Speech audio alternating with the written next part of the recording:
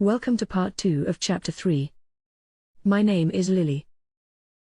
Previously, I left you with the question, are Japanese people shy?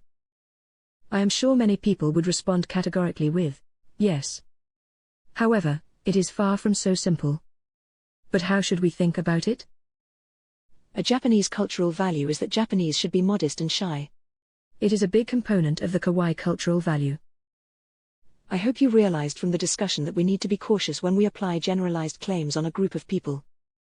The behavior may be a cultural expectation, and not an individual trait or characteristic.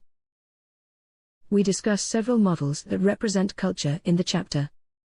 The first was the cultural iceberg model. What can be seen in cultures are the behaviors, the speech acts, the deeds, the artifacts, etc., all of which are easily identifiable. Below the surface, sometimes emerging above the surface, are the interpretations of cultural values. These might include the daily life workings, social interactions, and even courtesies.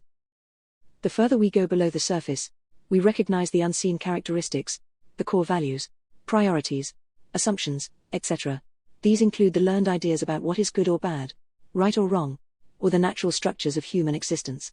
It is what we cannot see that usually causes us the greatest stress and distress. Another model was the onion model of culture. The onion model, like the cultural iceberg, highlights that there are different layers in culture.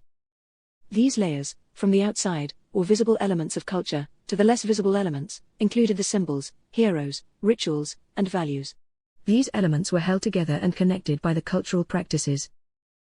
As we are aware when peeling an onion, the more we peel the layers, the more likely we will shed tears. It is no different for cultures. The deeper you delve into the culture, the more the values and beliefs will be known, and the higher the likelihood that the values and beliefs may clash with our own. We also considered Hofstadter et al.'s different layers of culture in ourselves. It was outlined that these layers change depending upon our context. So we posed the question whether the representations truly reflect who we are.